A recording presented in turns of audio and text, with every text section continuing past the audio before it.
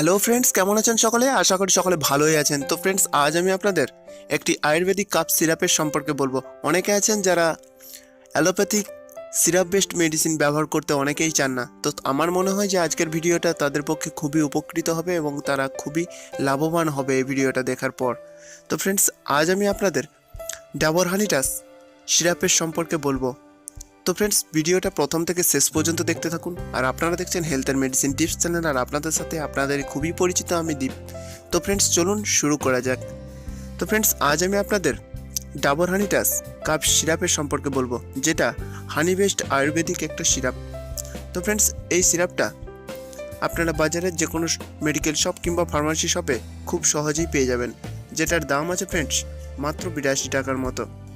তো ফ্রেন্ডস, এবার জেনে নেওয়া যাক এই সিরাপের মধ্যে কি কি উপকরণগুলো আছে, প্রাকৃতিক উপকরণগুলো আছে। তার মধ্যে আছে ফ্রেন্ডস হানি, অর্থাৎ মধু আছে, তুলসী আছে, মুলতি আছে, সুনীতি আছে, আর বেনফিসা আছে।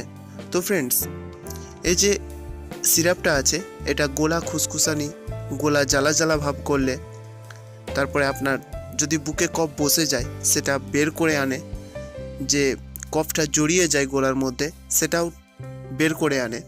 তো ফ্রেন্ডস, এই যে ডাবর হানিটাস যে সিরাপটা আছে, কাপ সিরাপটা, এটা ছোট বাচ্চাদের এবং বয়স্কদের দুজনেদেরই এটা খাওয়া চলে। তো ছোট বাচ্চাদের হলে এটা 5 ml করে দিনে 3 থেকে 4 বার খাওয়ার পর এটা ব্যবহার করা যেতে পারে। আর যদি বয়স্কদের হয় তো সেই ক্ষেত্রে দিনে 3 থেকে 4 বার 10 ml করে এটা ইউজ করবেন। তো ফ্রেন্ডস, একটা কথা আপনাদের বলতে চাইবো যে এটার যে সাইড এফেক্ট, তো সাইড এফেক্ট বলতে সেরকম কিছুই সাইড এফেক্ট এটার হয় না। আর এটা অন্যান্য যে সমস্ত আয়ুর্বেদিক প্রোডাক্টগুলো আছে কিংবা অন্যান্য যে সমস্ত অ্যালোপ্যাথিক প্রোডাক্ট আছে তাতেতে অনেকে অ্যালকোহল মিশ্রিত থাকে, বাট কিন্তু এই ডাবর হানিটাস যে সিরাপটা আছে এতে কোনো অ্যালকোহল বেসড কোনো কম্পোজিশন বা উপকরণ এতে মিশ্রিত নেই। সেই জন্য এটা ঘুম ঘুম আসে না বা ঘুম পায় না এই সিরাপটা খাওয়ার পর। অনেক সিরাপ আছে যেটা খেলে ঘুম ঘুম পায়, কিন্তু এই সিরাপটা খেলে কোনো ঘুম হবে না বা ঘুম ঘুম পাবে না। আর একটা কথা বলতে চাইবো, যখন এটা ইউজ করবেন আপনারা, তো এটা অবশ্যই একটু ঝাঁকিয়ে নিয়ে এটা ইউজ করবেন।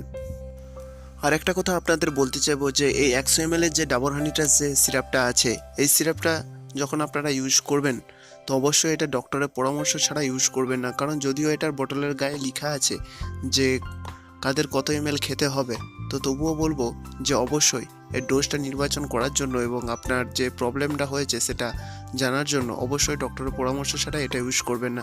তো ফ্রেন্ডস, এই ছিল ছোট একটা তথ্য। তো আমার মনে হয় যে তথ্যটা সকলের উপকারে লাগবে। তো যদি ভিডিওটা ভালো লেগে থাকে তো অবশ্যই ভিডিওটাতে লাইক করবেন, কমেন্ট করে জানাবেন যে কেমন লাগলো। আর কোনো কিছু জানার থাকলে অবশ্যই তা কমেন্ট বক্সে লিখে জানান। আর ফ্রেন্ডস, যতটা পারবেন বন্ধুদের সাথে শেয়ার করে দিন। সবাই ভালো থাকবেন, সুস্থ থাকবেন, নিজের খেয়াল রাখবেন। জয় হিন্দ, বন্দে মাতারাম।